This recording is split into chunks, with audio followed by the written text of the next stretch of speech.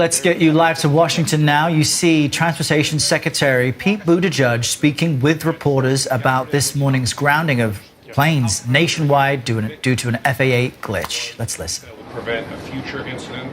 Yeah. So what I understand is that yesterday a backup system went into effect and the main system came back online.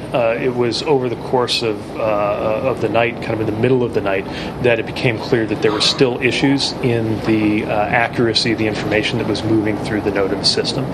That's what led to a call, I think, around 5 a.m. for a complete reboot or refresh of the system. And that was not sufficiently validated to feel comfortable that it was totally resolved by 7 o'clock. So at that point, the move was made to institute a ground stop until FAA could completely validate not only that the NOTAMs were populating correctly, but that they were actually getting out to the aircraft. By 9 a.m., FAA was satisfied that everything was working properly in that regard. That's what allowed the ground stop to be lifted and the flights could go. Was there any disagreement between the airlines and DOT about whether the ground stop was necessary?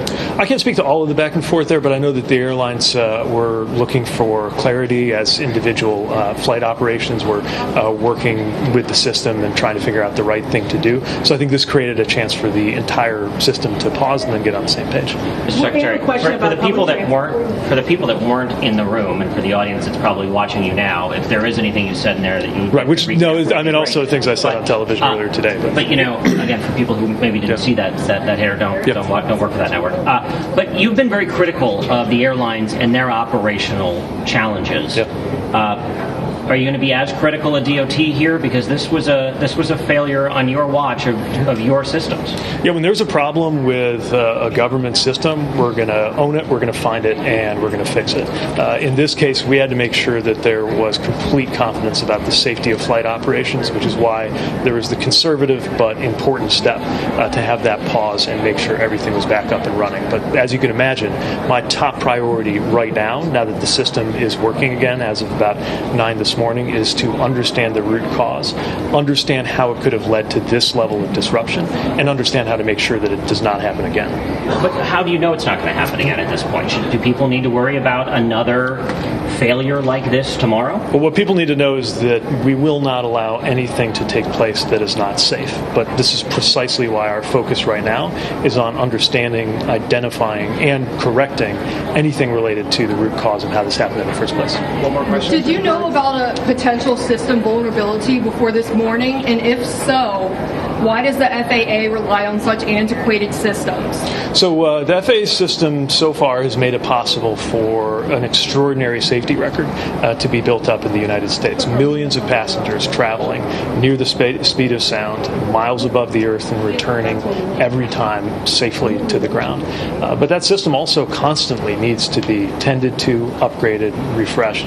And there are a number of processes underway right now in the FAA to make sure that those systems stay up to date. This has been a big topic, certainly before and since I've arrived in this role. It's also a ripe time for us to take a new look at that, because we're coming up on the FAA reauthorization, where we'll be approaching Congress, indicating the resources and strategy that we think we need for the next 5 years to make sure that FAA has everything that they need in terms of systems, resources, and staff. I think this gives us a really important data point and a really important moment to understand what we're going to need moving forward. But obviously, our more immediate focus is technical, understanding exactly how this happened, why the redundancies and the backups that were built into the system were not able to prevent the level of disruption that we saw today, and to make sure that we have 100% clarity on any and all steps that are needed so that it can't happen again. Are you lacking funding? We're going to have to take off. Thanks again. Thank you, sir.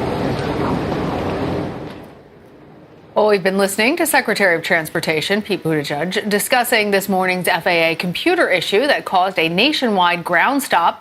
He said his department is working to get to the bottom of the issue. He said that when there's a problem, they are going to find it, they're going to own it, understanding the root causes so it won't happen again. And then he helped kind of explain what the issue was. Last night, the main system had problems, backup system came online, and overnight, as this regular system came online, there was some factual errors. And he told our Chris Van Cleve there, you heard asking questions, that travelers, those of you with flights to catch, don't have anything to worry about. But he said also his top priority, getting to the bottom of how this happened in the first place, so all of you don't have to deal with the cancellations and delays that you're managing today.